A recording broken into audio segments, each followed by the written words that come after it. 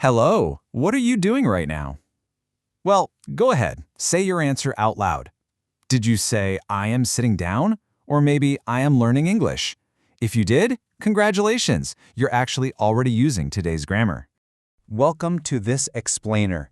Today, we're learning the present continuous tense. We use this tense to talk about things that are happening right now, at this very moment in time. It's super useful for everyday conversations, like when you're talking to your family or your friends. Okay, let's dive into this.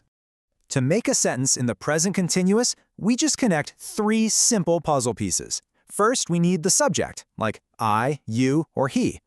Second, we need the to be verb. Now, this verb changes depending on the subject, so it becomes am, is, or are. And third, we take our main action verb and add the letters ing to the very end of it. Think of these pieces snapping together perfectly, just like a puzzle. Let's look at a delicious, everyday example. I am eating pizza. So I is our subject, am is the to-be verb, and eat becomes eating.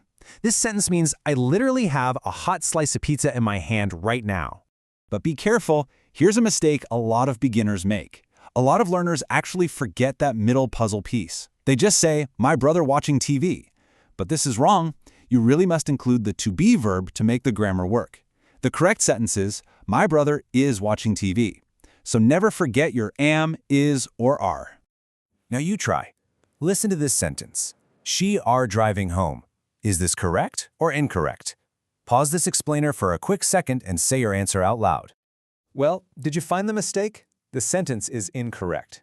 The subject, she, goes with the verb is, not are. So the correct sentence is actually, she is driving home. Great job if you caught that. Great! You just learned the positive form. Next, let's try making it negative. It's actually very easy. We just add one small word, and that word is not. So the pattern is subject, then your to-be verb, then not, and finally your verb with ing. Here's a great everyday example for us. I'm not watching TV. Notice how we push the words I and am together to make I'm? This is called a contraction. English speakers use contractions all the time to speak faster and sound more natural. I'm not watching TV. Now, here is another common mistake to watch out for. Beginners often use the word no instead of not when they are making a sentence negative. They might say, I'm no eating pizza, but this is incorrect. You should always use not after the to be verb. The correct way to say it is, I'm not eating pizza. Okay, it's quiz time again. Let's test your detective skills. Listen to this sentence. John not helping. Something very important is missing here. I'll give you a few seconds to think. Go ahead and say the corrected sentence out loud. The correct answer is, John is not helping. You absolutely must have the to be verb is. You can also use a short contraction and say, John isn't helping. Both of these options are perfectly correct. Now that you know this, let's look at how to ask questions. To ask a question, we simply switch our first two puzzle pieces. The to be verb moves all the way to the very front, so our new pattern is be, then subject, and then your action verb with ing. Are you working?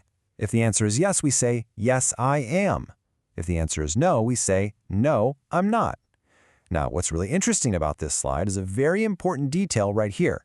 For the positive short answer, we say, yes, I am. We never shorten it to yes, I'm. We only use those fast contractions for the negative short answers.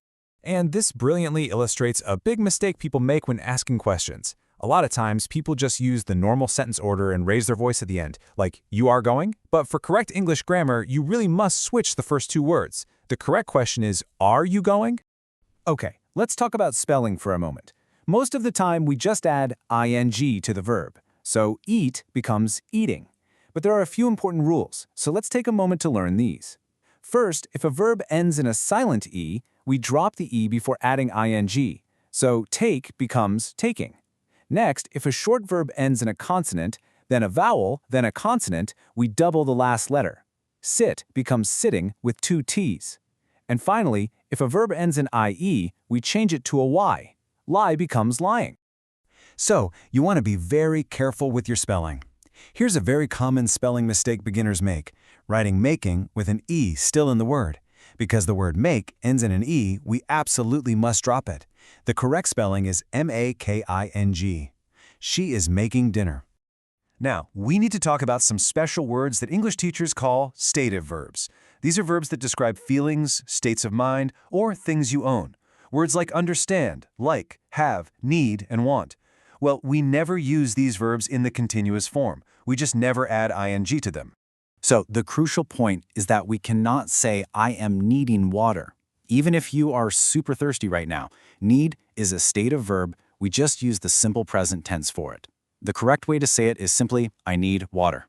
Keep it simple. Finally, we have a secret, extra use for this tense. We can actually use it to talk about future plans that are 100% confirmed. If your bags are packed and you already have your tickets, you can say, she is flying to Mexico next week. Adding the words next week shows everyone we're talking about the future, and not right now. Okay, let's do a quick, clear recap of everything we learned today. We have our positive form, she is working. The negative form, she isn't working. And the question form, is she working? Just remember your spelling rules, and remember not to use those stative verbs like want or need in this form. Are you ready for a final quiz to test your memory? Here's a fill-in-the-blank question to make a negative sentence. He blank a banana. Go ahead and say your answer out loud right now. Did you say he isn't eating a banana? Or maybe you said he is not eating a banana. Well, both answers are completely correct. Great job remembering your to-be verb.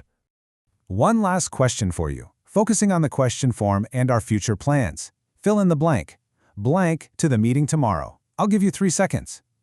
Type your answer in the comments or say it out loud. The correct answer is, are you going to the meeting tomorrow? We beautifully switched the verb and the subject to make our question. You did fantastic today. Before you leave this explainer, I have one final question for you. What are you doing right now?